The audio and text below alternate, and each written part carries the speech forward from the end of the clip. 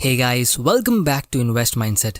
दोस्तों, आप लोगों के लिए आज मैं एक स्पेशल वीडियो लेके आया हूँ क्योंकि आज हम ये जानने वाले कि आप कंपाउंडिंग के पावर से अमीर कैसे बन सकते हो। लेकिन इसके पहले आप लोगों को मैं एक छोटी सी कहानी सुनाता हूँ। एक आदमी एक सिटी में घूमने आता है और उसे वहाँ के लोग बहुत ही महंगे महंगे याच दिखाते हैं कि ये देखो, ये वाला यहाँ के बैंकर का याच है, ये वाला यहाँ के ब्रोकर का याच है और ये वाला यहाँ के इंश्योरेंस एजेंट का है। फिर थोड़ी देर घूमने के बाद वो बंदा बहुत ही इनोसेंटली पूछता है कि ये सब तो ठीक है, लेकिन इन बैंकर और ब्रोकर्स के कस्टमर्स के याच कहाँ है। और ये सवाल सुनते ही वहाँ के लोग हंसने लगते और कहते कि अरे बुद्धू, कस्टमर्स के कोई याच नहीं होते, क्योंकि इनके कस्टमर्स ने कभी इतना पैसा कमाया ही नहीं कि वो अमीर होके कोई याच खरीद सके। अब दोस्तों, ये कहानी मैं फ्रेड शूट की इस book where are the customers yacht से कह रहा हूँ, जो खुद एक स्टॉक ब्रोकर रह चुके हैं। और ये बुक 80 साल पुरानी है, लेकिन इन्वेस्टमेंट इंडस्ट्री में आज भी वही चीजें होती है जो तब होती थी, क्योंकि इस इंडस्ट्री के बहुत सारे ऐसे सीक्रेट्स है जो बैंकर्स, इंश्योरेंस एजेंट्स और ब्रोकर्स हम मिडिल क्लास लोगों को कभी बताते ही नहीं है, जिससे वो खुद अमीर बनते रहते हैं और मिडिल क्लास लोग जिंदगी भर स्ट्रगल करते रह जाते हैं। तो दोस्तों, यही चीज आपको आज इस वीडियो में मैं एक्सप्लेन करने वाला हूँ। क्योंकि स्कूल में फाइनेंशियल एजुकेशन नाम का सब्जेक्ट होता नहीं है, तो बहुत लोग सपने में भी ये सब चीजें इमेजिन नहीं कर सकते। तो इसीलिए आज की वीडियो में हम ये 3 इंपॉर्टेंट चीजें डिस्कस करने वाले हैं। सबसे पहले हम इस पावर को डिटेल में समझेंगे, क्योंकि पास्ट में मैंने कंपाउंडिंग के ऊपर कुछ वीडियोस बनाए थे, लेकिन फिर भी बहुत लोग कमेंट कर रहे थे कि उन्हें इतना क्लियरली समझ नहीं आया। तो इस वीडियो को आप पार्ट 2 समझ सकते हो, इससे आपका सारा डाउट क्लियर हो जाएगा। फिर हम ये जानेंगे कि ये बैंकर, ब्रोकर्स और इंश्योरेंस एजेंट्स आपसे कौन से राज छुपाते हैं। और फिर फाइनली हम ये जानेंगे कि आप कंपाउंडिंग के पावर से अमीर कैसे बन सकते हो, उसे अपने फायदे में यूज करके। तो वीडियो को एंड तक जरूर देखना, क्योंकि जैसे जैसे हम वीडियो में आगे बढ़ेंगे तो ये वीडियो इंटरेस्टिंग होता जाएगा और आपको कुछ चौंका देने वाली चीजें सीखने मिलेगी। और मैं गारंटी कह सकता हूँ कि इस एक वीडियो से आपकी फाइनेंशियल नॉलेज बहुत ज्यादा इंप्रूव होगी, जिससे आप एकदम कॉन्फिडेंट हो जाओगे अपनी फाइनेंशियल फ्रीडम की जर्नी में। तो चलिए शुरू करते हैं। तो दोस्तों, सबसे पहले हम कंपाउंडिंग के कॉन्सेप्ट को शॉर्ट में डिस्कस कर लेते हैं। अब इसका मतलब ये है कि जब आप पैसा इन्वेस्ट करते हो तो आपका पैसा और पैसा कमाता है, और वो जो और पैसा होता है वो और ज्यादा पैसा कमाता है, और इसी तरह ये प्रोसेस काम करता रहता है। अब अगर आपको ये चीज नहीं समझ आई तो मैं इसका एक लाइव एग्जांपल आपको दिखाता हूँ। तो एक क्वेश्चन मैं हमेशा अपने दोस्तों से पूछता हूँ कि अगर आप 10 लाख रुपया किसी स्टॉक में इन्वेस्ट करते हो जो 26% के रेट से ग्रो होता है, तो 30 साल में आपका इन्वेस्टमेंट कितने रुपए का होना चाहिए। तो दोस्तों, मेजॉरिटी लोग ये कैलकुलेशन अपने दिमाग में इतना इजीली कर नहीं पाते, तो मैं उनको एक शॉर्टकट बताता हूँ जिसको हम रूल ऑफ 72 कहते हैं। इसका मतलब ये है कि अगर आप 72 को किसी भी रेट ऑफ इंटरेस्ट से डिवाइड करोगे तो आपको पता चल जाएगा कि कितने साल में आपका पैसा डबल होगा। और फिर इससे आप मैन्युअली अपने दिमाग में ही कैलकुलेशन कर सकते हो कि लॉन्ग टर्म में आपकी वेल्थ कितनी होनी चाहिए। जैसे मान लो अगर आपको एफडी से 7% का इंटरेस्ट मिलता है, अब आजकल तो ये भी नहीं मिलता, लेकिन कैलकुलेशन को सिंपल रखने के लिए हम 7% मान लेते हैं। तो इस हिसाब से आपको 72 को 7 से डिवाइड करना है, तो आपका आंसर आएगा 10, मतलब 10 साल में आपका पैसा डबल होगा। या फिर अगर आपको म्यूचुअल फंड से 15% का रिटर्न मिल सकता है, तो आप 72 को 15 से डिवाइड करोगे और आपका आंसर आएगा 5, मतलब हर 5 साल में आपका पैसा यहाँ पे डबल हो रहा है। तो यहाँ पे अगर हम 72 को 26 से डिवाइड करेंगे तो आंसर आता है 2.77। अब हम इसको राउंड ऑफ करके 3 पकड़ लेते, तो इसका मतलब ये हुआ कि 26% के रेट से आपका पैसा हर 3 साल में डबल हो रहा है। तो अब आप मैन्युअली कैलकुलेशन कर सकते हो कि 3 साल बाद हमारा 10 लाख रुपया 20 लाख में ग्रो होगा, फिर उसके 3 साल बाद यानी टोटल 6 साल बाद वो 40 लाख में ग्रो होगा, फिर उसके 6 साल बाद यानी टोटल 12 साल बाद हमारा पैसा 80 लाख में ग्रो होगा, और फिर 24 साल बाद वो 1.6 करोड़ में ग्रो होगा। तो 30 साल में ये 2 करोड़ के आसपास होना चाहिए। अब दोस्तों, यहाँ पे मेजॉरिटी लोग गलती कर देते, क्योंकि अगर आपका पैसा हर 3 साल में डबल हो रहा है तो इसका मतलब ये हुआ कि इसके 3 साल बाद यानी 9 साल बाद ही आपका कैपिटल 80 लाख में ग्रो हो जाएगा, और फिर 12 साल बाद ही ये 1.6 करोड़ में ग्रो हो चुका होगा, फिर 15 साल बाद ये 3.2 करोड़ का होगा। अब दोस्तों, अगर आपको ये टाइम पे कोई ये बोल दे कि देख दोस्त, शुरुआत के 15 साल में तूने 3.2 करोड़ जमा किए, लेकिन अगले 15 साल में तू 99 करोड़ जमा करने वाला है, तो कोई भी इंसान इस बात का यकीन करेगा ही नहीं। लेकिन यही कंपाउंडिंग का मैजिक है, क्योंकि 18 साल के बाद आपकी वेल्थ होगी 6.4 करोड़ की, फिर 21 साल के बाद आपकी वेल्थ होगी 12.8 करोड़ की, फिर 24 साल के बाद 25.6 करोड़, फिर 27 साल के बाद 51.2 करोड़, और फिर 30 साल बाद आपकी वेल्थ होगी 100 करोड़ के ऊपर। और इसीलिए आइंस्टाइन ने इस कंपाउंडिंग के पावर को 8वां अजूबा कहा था। जिसको समझ आता है सिर्फ वो ही कमा पाते हैं। लेकिन दोस्तों, ये सब सुनने में काफी अच्छा लगता है, लेकिन जब हम रियलिटी की बात करते हैं तो ग्राफ इतना स्मूथली ऊपर जाता नहीं है। तो एक कॉमन क्वेश्चन मुझे बहुत लोग पूछते हैं कि सर स्टॉक्स में हमारा पैसा मार्केट के हिसाब से ऊपर और नीचे होता है, तो इसमें कंपाउंडिंग कैसे काम कर सकता है? क्योंकि थियोरी में हमें कंपाउंडिंग का ग्राफ ऐसा दिखाया जाता है, लेकिन प्रैक्टिकल में तो कुछ भी हो सकता है। कभी कभी मार्केट क्रैश भी होता है, तो हमारा पूरा पैसा डूब भी तो सकता है। तो दोस्तों, आप लोगों से मैं एक सिंपल सवाल पूछता हूँ कि अगर आप लोगों को पता चल जाए कि कोई इन्वेस्टमेंट से आपको फिक्स्ड 15% का रिटर्न मिलने ही वाला है, तो लोग एफडी में और दूसरी पॉलिसी में इन्वेस्ट करेंगे ही क्यों?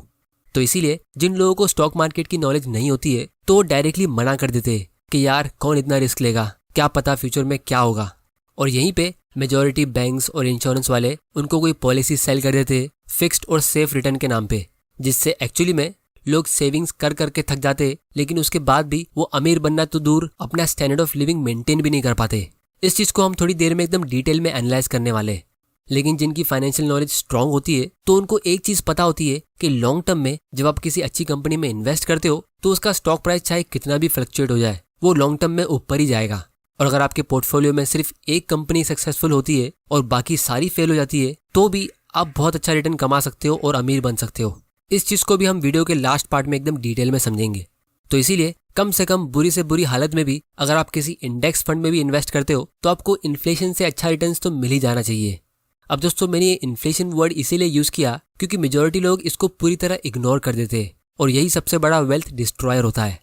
1985 में 1 किलो गेहूं ₹1.25 में मिलता था, और फिर महंगाई की वजह से धीरे धीरे करके इसका प्राइस बढ़ता गया। हर साल ये 5 पैसा 10 पैसा ऐसा बढ़ बढ़ के 2005 तक ये ₹5 पर किलो हो गया। लेकिन फिर 2010 में ये डायरेक्टली ₹10 पर किलो हो गया। मतलब 20 साल में 1985 से 2005 तक ये सिर्फ ₹4 इंक्रीज हुआ। लेकिन 2005 से 2010 तक ये डायरेक्टली ₹5 इंक्रीज हुआ, और फिर 2015 में ये डायरेक्टली ₹20 पर किलो का हो गया। मतलब ये वाले 5 साल में डायरेक्टली ₹10 का इंक्रीज। और अभी आपको पता होगा 1 किलो गेहूं कम से कम 30 से 40 रुपए के आसपास मिलता है, और कुछ जगह पे 50 से 60 रुपए का भी मिलता है। तो अगर आज इसका प्राइस इंक्रीज होता है, तो ये 40 रुपए पे 5 पैसा और 10 पैसा इंक्रीज नहीं होगा। कोई भी दुकानदार इसका प्राइस इतने छोटे अमाउंट से इंक्रीज नहीं करेगा। वो दुकानदार डायरेक्टली ₹2 या ₹5 इंक्रीज करेगा। और फ्यूचर में जब इसका प्राइस ₹100 का होगा, अब कुछ लोग कहेंगे कि गेहूं इतना महंगा कैसे हो सकता है, और बहुत सारे लोग ऐसी बढ़ती महंगाई से डरने भी लगते और दुकानदार से फाइट करते।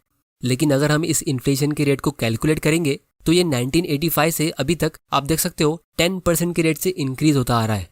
मतलब इंडिया में महंगाई 10% के रेट से हर साल बढ़ रही है, जो एक छोटा नंबर नहीं है। गवर्नमेंट के ऑफिशियल रिकॉर्ड के हिसाब से इंडिया का इन्फ्लेशन 7.7% के रेट से इंक्रीज हो रहा है, लेकिन मेरे हिसाब से एक्चुअल इन्फ्लेशन 10% के आसपास ही है। जिसका मतलब ये है कि सिर्फ अगले 5-6 साल में ही 1 किलो गेहूं का प्राइस ₹100 का हो जाएगा। और जब ऐसा होगा, तो इसका प्राइस ₹2 और ₹5 इंक्रीज नहीं होगा, फिर ये डायरेक्टली 10 या 20 रुपए इंक्रीज होगा। तो जो भी प्राइस इंक्रीज होते हैं, वो हमेशा परसेंटेज के हिसाब से होते हैं, कंपाउंडिंग के पावर से। तो चाहे आप इस कंपाउंडिंग के पावर को समझो या मत समझो, लेकिन ये हमेशा आपके खिलाफ काम करता रहेगा। और इसीलिए अगर आप सिर्फ सेविंग्स करते हो, तो फ्यूचर में आपको बहुत स्ट्रगल करना पड़ सकता है। और अगर आप कोई भी ऐसी जगह इन्वेस्ट करते हो जहां आपको 10% से कम रिटर्न मिलता है, तो वो एक बहुत ही बुरा इन्वेस्टमेंट है। क्योंकि मैं कुछ ऐसे एल्डर लोगों को जानता हूँ जिनको 1500 और 1800 रुपए की सालाना पेंशन मिलती है, जिससे फिलहाल उनके एक दिन का होटल में खाने का बिल कवर होता है। लेकिन एक जमाने में उनका इससे पूरे साल का एक्सपेंस कवर होता था, क्योंकि इन्होंने ऐसे इन्वेस्टमेंट चुने जो वो टाइम पे एकदम अच्छे और सेफ लगते थे। लेकिन जैसे जैसे टाइम निकलता गया, तो इनके इन्वेस्टमेंट्स इतने खास रेट से ग्रो नहीं हुए और महंगाई ज्यादा बढ़ गई। और फिर कुछ इनोसेंट लोग ऐसे भी होते जो इसके ऊपर लोन ले लेते। मतलब 10% के रेट से तो महंगाई बढ़ती है, और उस पर 8-10% एक्स्ट्रा वो बैंक को इंटरेस्ट में पे करते। तो ऐसे लोगों को देखकर आपको सरप्राइज होने की जरूरत नहीं है कि वो लोग हमेशा पैसों को लेकर इतने परेशान क्यों रहते। लेकिन कंपाउंडिंग के अगेंस्ट जाने के बारे में हम किसी और दिन एकदम डिटेल में डिस्कस करेंगे। लेकिन फिलहाल हम ये समझते कि जो लोग हमें इन्वेस्टमेंट की सर्विस प्रोवाइड करते, यानी ये बैंकर्स और ब्रोकर्स, वो आपसे ये अमीर बनने के राज छुपा कैसे लेते। लेकिन उससे पहले हम ये समझते कि ये इन्वेस्टमेंट इंडस्ट्री काम कैसे करती है। तो दोस्तों, इन्वेस्टमेंट इंडस्ट्री के 2 साइड्स होते हैं। एक होती है बाय साइड, यानी बैंक्स और इंश्योरेंस कंपनीज। इनको ज्यादा प्रॉफिट तब मिलता है जब आप इनके पास ज्यादा पैसा जमा करते हो या इनकी पॉलिसी बाय करते हो। फिर दूसरी होती है सेल साइड, यानी ब्रोकरेज इंडस्ट्री। इनको ज्यादा प्रॉफिट तब मिलता है जब आप ज्यादा ट्रांजैक्शन करते हो, मतलब जब आप शेयर्स खरीद के उसे बेचते हो तब। तो सबसे पहले हम इस बाय साइड की बात करते हैं।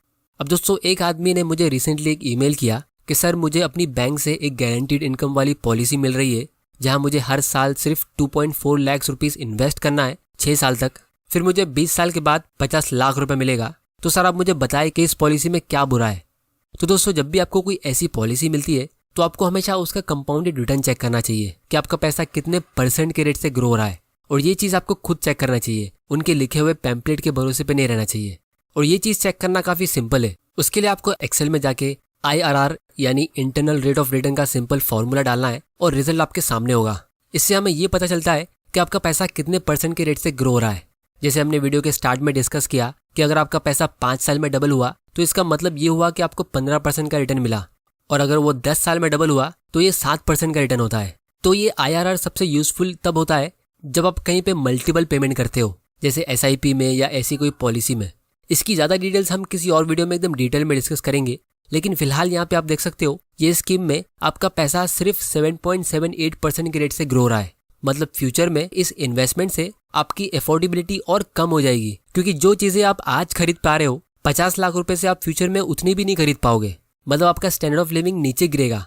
तो इन शॉर्ट ये अमीर बनने की नहीं बल्कि गरीब होने की स्कीम है। अब दोस्तों, अगर आप 50 लाख को देखोगे तो नो डाउट ये एक बहुत ही बड़ा अमाउंट लगेगा और आपको लगेगा कि ये पॉलिसी बहुत अच्छी है, लेकिन आपको ये भी देखना चाहिए कि ये आपको 20 साल बाद मिलेगा। अगर आप ये सेम अमाउंट किसी सिंपल से इंडेक्स फंड में इन्वेस्ट करते हो जिससे आपको 15% का रिटर्न मिलता है, तो आप देख सकते हो वो सेम अमाउंट उसी पीरियड में 1.7 करोड़ में ग्रो होता है।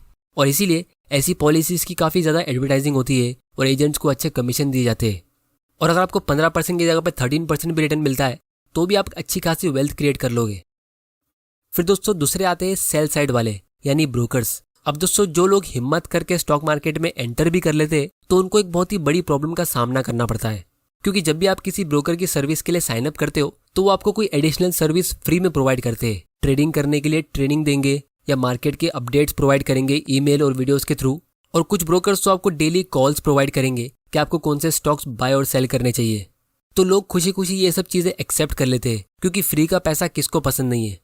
लेकिन जब आप किसी भी सक्सेसफुल इन्वेस्टर की हिस्ट्री पढ़ोगे जिन्होंने एक्चुअली में स्टॉक मार्केट से अच्छा पैसा कमाया है और उनके इंटरव्यूज सुनोगे, तो वो हमेशा long term buy and hold ही रेकमेंड करेंगे कि stock market is a device to transfer money from impatient to patient. यानी जो पेशेंटली इन्वेस्ट करेंगे वो पैसा बनाएंगे और जो बार बार बाय एंड सेल करेंगे वो गवाएंगे। लेकिन अगर सब लोग ऐसा पेशेंटली इन्वेस्ट करने लगेंगे तो इन ब्रोकर्स का पैसा बनेगा कैसे? तो इसका मतलब काफी सिंपल है, अगर ब्रोकर आपको अमीर बनने देगा तो वो खुद भूखा मरेगा। तो इस कॉन्फ्लिक्ट ऑफ इंटरेस्ट की वजह से आपको समझ जाना चाहिए कि ब्रोकर्स आपको उनकी फ्री सर्विस में क्या रेकमेंड करेंगे।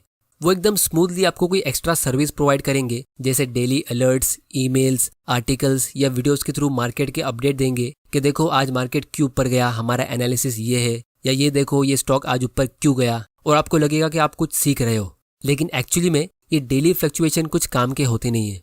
तो जो लोग स्टॉक मार्केट को डिस्कवर कर भी लेते हैं तो उनमें से 99% लोग ट्रेडिंग करते हैं या फिर हमेशा यही पूछते हैं कि कौन सा स्टॉक लेना है और उसे कब बेचना है, क्योंकि ये ब्रोकर्स और टीवी न्यूज चैनल्स सारे न्यू कमर्स का ब्रेन वॉश कर देते हैं कि स्टॉक मार्केट से आप सिर्फ और सिर्फ बाइंग एंड सेलिंग करके ही प्रॉफिट कमा सकते हो। और इसीलिए किसी भी स्टॉक को 10-20 साल के लिए होल्ड करना लोगों को मजाक लगता है।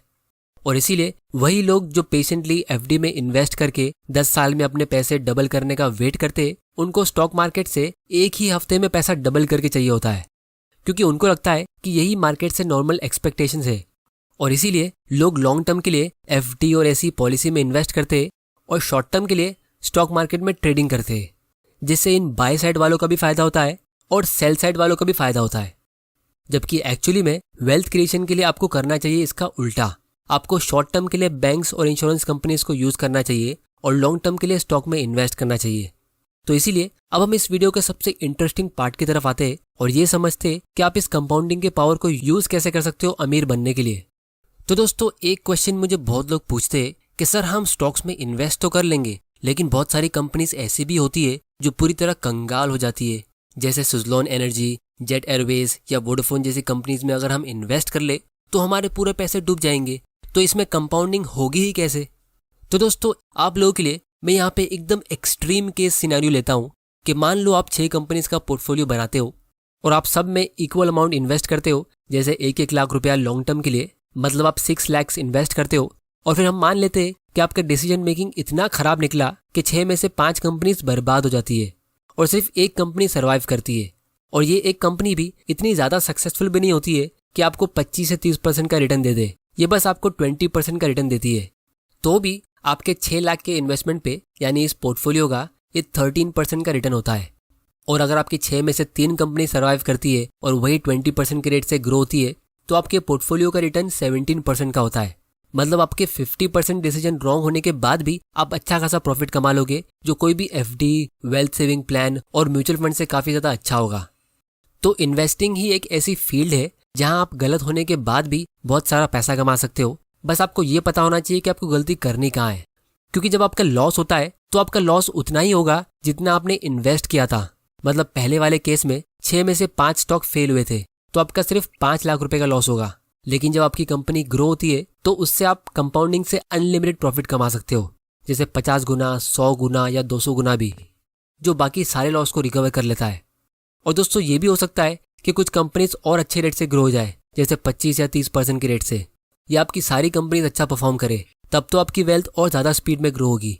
क्योंकि यहाँ पे मैं आपको येस बैंक और वोडाफोन जैसी कंपनी में इन्वेस्ट करने की बात नहीं कर रहा हूँ। अगर आप थोड़ी सी रिसर्च करके और कॉमन सेंस यूज करके अच्छी कंपनीज पिक करते हो तो 6 में से 5 कंपनीज अच्छा परफॉर्म करेगी। लेकिन अगर आप पूरा यूट्यूब और सोशल मीडिया ब्राउज कर लोगे तो भी आपको इन चीज़ों के बारे में कोई बताएगा नहीं। सब यही बोलेंगे कि आपको कौन सा स्टॉक लेना है और उसे कब बेचना है। जैसे राकेश झुनझुनवाला ने कौन सा स्टॉक बाई किया और कौन सा सेल किया, सब यही पता लगाने की कोशिश करते हैं। लेकिन उनकी वेल्थ का सबसे बड़ा हिस्सा लॉन्ग टर्म इन्वेस्टिंग से आया है। उन्होंने टाइटन कंपनी में 2003 में इन्वेस्ट किया था जब इसका प्राइस 3 रुपए का था। ये चीज़ आप सबने सुनी होगी। और आज इस कंपनी का शेयर प्राइस 2000 रुपए के भी ऊपर है। तो ये उनके इन्वेस्टमेंट पे 800 गुना रिटर्न होता है। लेकिन सबसे इंटरेस्टिंग बात यह है कि ये स्टॉक आज एक दिन में 2.5% ऊपर गया है, मतलब 60 रुपीज़ ऊपर गया है। तो शॉर्ट टर्म में अगर आप दुनिया की सबसे बेस्ट ट्रेडिंग टेक्निक से 3 रुपए को 60 रुपए में ग्रो करना चाहोगे पूरे 1 साल में भी, तो भी आप नहीं कर पाओगे। लेकिन यहाँ पे ये 20 गुना ग्रो हुआ है सिर्फ एक दिन में। तो दोस्तों यही सीक्रेट है कंपाउंडिंग का स्टॉक मार्केट में। जो इसे समझता है वो इसका फायदा उठाता है, और जो इसे नहीं समझते वो जिंदगी भर इसे पे करते रहते। तो दोस्तों उम्मीद करता हूँ कि आपको इस वीडियो से कुछ ना कुछ सीखने जरूर मिला होगा। तो इस चैनल को सब्सक्राइब जरूर कर लेना और बेल आइकन प्रेस कर देना ताकि आपसे कोई ऐसे वैल्यूएबल वीडियोस मिस ना हो जाए। अगर आपको स्टॉक्स में इन्वेस्ट करने के लिए डीमैट अकाउंट ओपन करना है तो आप नीचे डिस्क्रिप्शन की लिंक पे क्लिक करके फ्री में अपना अकाउंट ओपन कर सकते हो और घर बैठे बैठे अपने इन्वेस्टमेंट की शुरुआत कर सकते हो। और अगर आपको कुछ क्वेश्चंस है या कोई नेक्स्ट टॉपिक की सजेशन है तो आप मुझे नीचे कमेंट करके बताओ, हम आने वाले वीडियोस में उसे कवर करेंगे। और इस वीडियो को ज़्यादा से ज़्यादा शेयर करो अपने फ्रेंड्स और फैमिली मेंबर के साथ, और उनको भी एजुकेट करो कि एक्चुअल इन्वेस्टमेंट होता क्या है और उससे वेल्थ क्रिएट होती कैसे। वीडियो पसंद आया तो इसे लाइक करो, नहीं पसंद आया तो डिसलाइक करो। आपका वैल्यूएबल टाइम देने के लिए thank you and good bye.